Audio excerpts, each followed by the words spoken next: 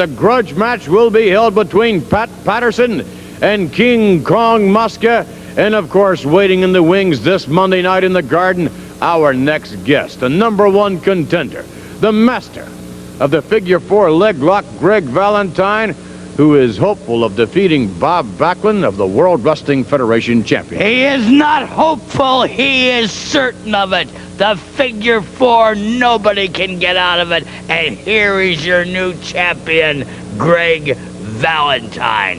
Mr. Valentine, a comment? Look how I'm dressed, Vince McMahon. I am dressed this way because I am celebrating. Maybe celebrating a little early, 2 days early. Because Monday night, I am so convinced that I'm going to be the world champion because I know how scared Bobby Backlund is. He is so scared right now. He is trembling in those short little ugly wrestling boots of his. Bobby Backlund, it's been a long, long time. 2 years down the road. A lot of road work, but I am ready. I am ready for Monday night in the Garden. The figure 4 leg lock is ready. The spinning toe hold is ready. You know, a lot of people say, Greg Valentine, you're so conceited. You're overconfident. No, that's not the word for it. I am just convinced. I am convinced because I know that the fear is in Bobby Backlund's heart. He knows what I can do, and he knows I won't back up. I won't give up. I'll take him to the bitter end. I'll run him from pillar to post, and then I will put that figure 4 leg lock on him, and he will not be able to get out of it. In fact, I can see the champion right now being carried out in a stretcher, possibly with a broken leg, taking him to one of the main hospitals in New York City. It's all over for you, Bob Backlund. 3 years you've had that heavy gold. It's too long. You went through too many tough opponents, Don Morocco, Angelo Mosca. But now you are ripe. You are ripe for the picking. You understand what I'm talking about? The Grand Wizard knows what I'm talking about. The fans of New York City know what I'm talking about. And it's all over for you, Bob Backlund. 3 years you've had that heavy gold. It's too long. You went through too many tough opponents, Don Morocco, Angelo Mosca. But now you are ripe. You are ripe for the picking. You understand what I'm talking about? The Grand Wizard knows what I'm talking about. The fans of New York City know what I'm talking about. And I'm going to take that belt. That 10 pounds of gold are going to be around my waist. The world champion, Greg Valentine, you are looking at him right now. A face of determination. On a nerve. You must remember last week when you refused to wrestle Rick McGraw. Was it because you refused to wrestle Rick McGraw, or was it because these fans around here were calling you all sorts of names? That's right. I don't have to put up with this or any of these people here. They're all a bunch of maggots, just like you sitting at home right now. You go to the arenas and you have to shout Gomer. You know what Gomer means in boot camp? That's the lowest scum there is. That's the guy that has to do 100 more push-ups. That's the guy that has to run 5 more miles from everybody else. That's the guy that washes out. Do you understand what I mean? Do you understand what I mean? I don't want to hear any more Gomer Piles. Well, they must have a reason for calling you Gomer Pyle. I know who started the Gomer Pyle. They 5 more miles from everybody else. That's the guy that washes out. Do you understand what I mean? Do you understand what I mean? I don't want to hear any more Gomer Piles. Well, they must have a reason for calling you Gomer Pyle. I know who started the Gomer Pyle. They've even got buttons now that sell them all over the arenas. I go to the airports. I go anywhere to the shopping centers. That's all I see is Gomer buttons, Gomer signs. They all say, "Hi, Sergeant Gomer," and it drives me crazy. I'd just like to say right now that I still am challenging any wrestler to $5,000 that can break the Gomer clutch. Week after week, I've shown everyone here what I can do. You said it. Vince McMahon said it. Everybody said it. I couldn't do it when the man was fresh. Well, I proved to you. I proved to you that you were all wrong. And I'm going to offer you something right now, Pat Patterson. I will put up $5,000. I will put $5,000 up. The general will put $5,000 up just for you for you only to get in that ring right now and put the Cobra Clutch on you. You mean to tell me that if I was to go in the ring and if I was to get out of the Cobra Clutch, you would give me $10,000? I'll give you $5,000. The general hates you so much, he said he'd put up $5,000, and you got $10,000, Pat Patterson. Are you yellow or what? Well, I'll tell you what. I gave it some thought. I studied your hole, and I guarantee you, if it's not me or somebody else, when the time comes, when I feel I'm ready, I'll step in that ring and I'll challenge you. But let's do it right now. Let's do it right now. Are you yellow? Is that blonde hair all the way down to your back? That yellow streak is all the way down? It's not being yellow. I don't think I'm ready. Because when I'm ready, I'm going to step in that ring and challenge you. But right now, I don't feel I'm ready. Because you're yellow, Patterson. You're a coward. If you wanted to do it, you do it right now. I've had one match. I've had one Cobra Clutch match, and I'm worn down. If anybody wanted to beat me, it'd be right now. And I'm giving you $10,000. Nobody else but you. Is that right, General? Let me hold the microphone. Go on, chicken. Get in there. 10,000. I'll hold the mic for you. Well, $10,000 is a lot of money, Vince. Maybe when I get ready, I'll do it, but for the moment, I'm not ready. Back to you.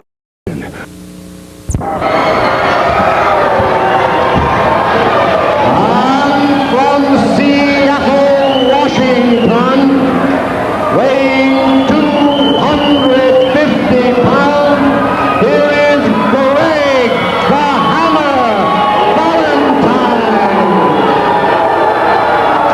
Will you hear the boos and jeers for Greg Valentine? Mr. Valentine is of late really on a tear in the World Wrestling Federation with that figure four leg lock. Now the Grand Wizard assisting Mr. Valentine, preparing for the matchup.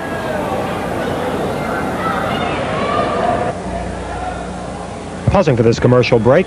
Two outstanding wrestling events coming up very, very shortly. Starting off with tomorrow night in Norwalk, Connecticut. A big card coming to the Norwalk High School Gym featuring Mr. Fuji, Mr. Saito, and Mr. USA, Tony Atlas, among others, in Norwalk, Connecticut tomorrow night. Then this upcoming Thursday, October 22nd, Our Lady of Guadalupe School in Brooklyn, New York will host a card featuring popular Dominic DeNucci, Killer Khan, and Pat Patterson, among others, at Our Lady of Guadalupe.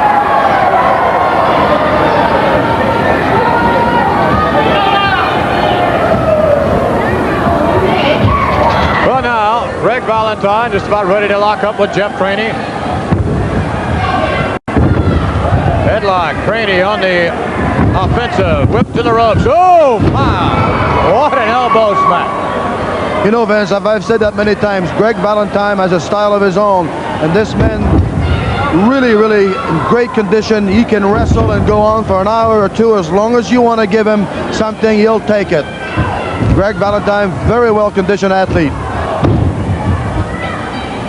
Valentine all over Jeff Craney. You know, you got to give credit to Greg Valentine, whether you like it or not. He's a very classy man. Always comes in the ring with beautiful and very expensive robe. Even outside of the ring, always well-dressed. Very, very much of a classy man. Valentine with Craney in the air. Valentine very, very strong. Hammers his man down to the canvas. Jeff Craney up in the air. Devastating suplex. Devastating. This is the kind of suplex that broke Rick McGraw's neck. Elbow to the neck area. I suspect the referee's going to stop it. This man is going nowhere. For a cover and a count of three put on Jeff Craney. I'm very surprised, Vince, that Greg Valentine did not utilize the figure four leg lock. I'll agree with you. I am surprised, although we've seen Valentine apply that figure four leg lock after the match is over. I wonder if we'll see the same here. 2 minutes and 10 seconds on the winner, Greg the Hammer Valentine. Greg Valentine victorious. In a moment, some slow motion action. Here we go. Valentine now with his opposition, Jeff Craney. Valentine scoops up Craney with ease. Then from there, a devastating maneuver. Very well executed. And then from there, after the suplex, Valentine applying insult to injury with the elbow to the throat. We go now to Valentine and Pat Patterson. Mr. Valentine, there's one thing we're kind of curious about, is the fact that you did not utilize the figure 4 leg lock this week. Is there any reason for it? Why should I use the figure 4 leg lock on a peon like I just wrestled? A nothing wrestler. Why should I waste it? The next time you see Greg Valentine using that figure 4 leg lock, it's going to be on the world champion Bobby Backlund. And when I put that figure 4 leg lock on, he will not be able to get out. He will give up. And I, Greg Valentine, in 1981, will have the big gold, and I'll be the world champion. Well, we did find out what we wanted to know. Vince, back to you. Thank you very much. Valentine and the Grand Wizard will be back as we continue with more pro wrestling excitement.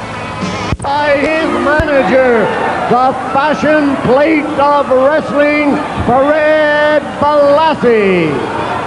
And here he is from San Diego, California, weighing 271 pounds, making his first appearance in this arena. Here is Jesse Ventura.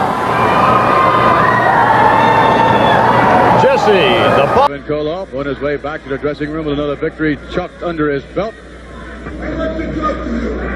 Ivan Koloff obviously wanting to have an interview. Mr. Patterson, I think you're being summoned, if you would. Well, he must have something very important to say. All right. We'll go now, if we can set up an interview. Pat Patterson on his way down now to see what Ivan Koloff has on his mind. All right, let's go now to Pat Patterson. Koloff, obviously you have something very important to say. Why don't you say what you have to say? Because every time I have statements about you, I have film on you about saying things about Koloff that are all lies. And I don't like this one bit. You accuse Koloff of breaking rules, using foreign object in ring to gain victory. You are degrading Koloff all the time. I don't like this. I think you are nothing, Patterson, but a dirty, slimy, filthy American prejudiced pig. You understand? Listen to me, Koloff. When I commentate on your match, I don't lie, I tell the truth. I've always praised you that you're a great wrestler, you're a former world champion, but all you do is degrade the American wrestler. I think American wrestlers are just as great as you are. I tell you what, Patterson. I am not a liar, and the American people know who the liar is.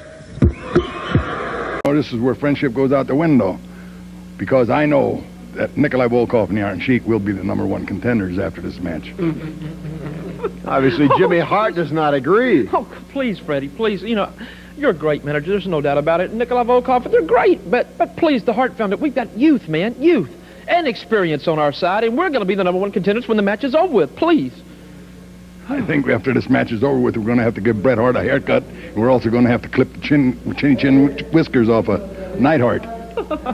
Look, Freddie, take this quarter. Why don't you call somebody who cares? But I promise you right now, pal, you can bank on this. And if Jimmy Hart says it, you can rely on it. Listen, I'm all excited about it now. Let me tell you something right now. We're going to be the winners in that match. I'm telling you right now. Don't tell me anything, Jimmy. Now, I'm telling you, I've been in this business much longer than you, and I know a winner when I see it, and it's Nikolai Volkov and the Iron You've been in Sheik. it too long, baby, because we're going to be the #1 contenders. So much for the Mutual Admiration Society, Boston Garden, friends, but no Saturday, way. August 9th. On fall, in the ring to my right, from Ogden. Tanjing Tonga. I can't believe the way you're acting. And let the phone call go. Forget the lack of communication. You know when I'm in the gym, especially you've trained with me so many times, you know I'm always moving, man. Yeah. When the phone rang, brother, I was under the squat rack. 4 reps were left. I went, grabbed the phone, and you weren't even on it, man. Give me a break. Yeah. Get your head right. We've got Bundy and Stud right where we want them, man. Let's go out there and take them, brother. The old Mr. Wonderful ways. Let's play it by your rules. Let me tell you something right now. Mr. Wonderful's ready. Hey, let this thing go about the phone call. Let's take care of business. Wait a minute. Let me tell you one thing. Pat Patterson, you made this referee change the decision. The people know. Really upset over what happened recently. Well, King Kong Mosca has got the... Wait a minute. You're not scheduled to be here. Get out of my Wait a way. minute. Let me tell you one thing. Pat Patterson, you made this referee change the decision. The people know. What they got, because exactly what he wants to do. So Patterson, you want to interview a referee, go in front of my face. Because I take matters into my own hands. And I'm going to take matters into my own hands in any arena in North America. All right, Mr. Mosca, you're talking about what a big man you are, Yes. how brave you are. Yes. Let's take you and the fans back to what we saw. Let's take you back. You take it because this tape was probably doctored. All right, Pat Patterson. We're going to go back now, and Pat Patterson is interviewing referee Dick Ross. Is not the winner. Well, Kong Mosca got what he deserved. That's about time to do a good job.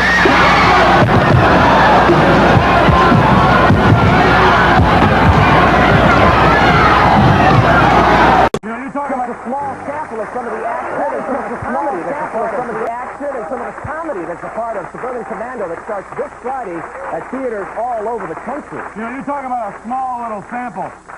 What happened to Rowdy Roddy Piper is just a small little sample of what will happen to you, World Wrestling Federation champion Hulk Hogan, if you don't recognize Ric Flair as the real world champion. Bobby Heenan, you better be careful what you say. Why? The Hulkster may still be here, and perhaps he's going to come out a little bit later. I'm a broadcast journalist. This is my show. I can say whatever I want.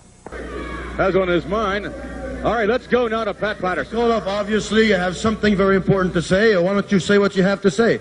Because every time I have statements about you, I have film on you about saying things about Koloff that are all lies.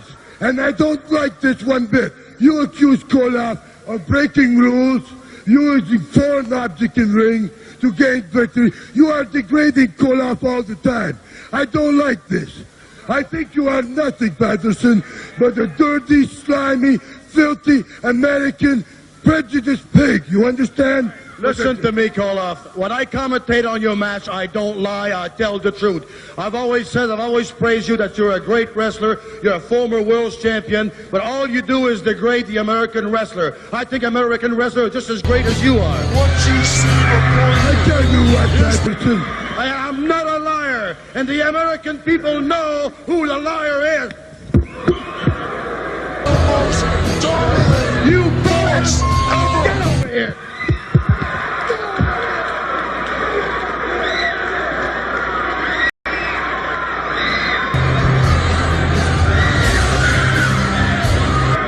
After Koloff, Patterson, run in rage. My goodness, Koloff gave him a shot.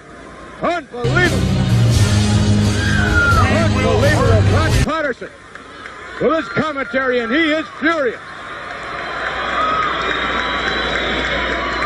Patterson is furious. Let's take another look at it. Pat Patterson having a conversation with Ivan Koloff, and Ivan Koloff really hurling the expletives. All right, let's take another look at it now. There. Killer Khan square off against Mr. USA Tony Atlas. The tag team title will be up for grabs. Champions Garea and Martel square off against Mr. Fuji and Mr. Saito.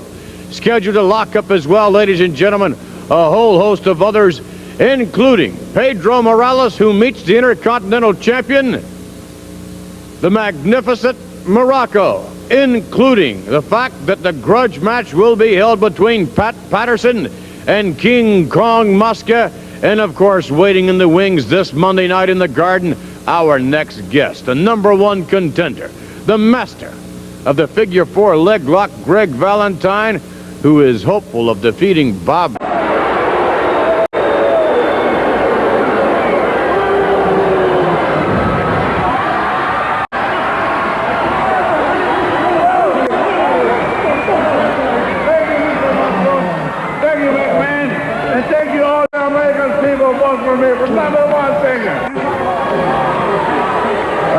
You realize, of course, this award is not for the best singer on the album. You realize that. It's an award presented to the most ignominious. What does that mean? Ignominious is probably best defined as degrading, humiliating,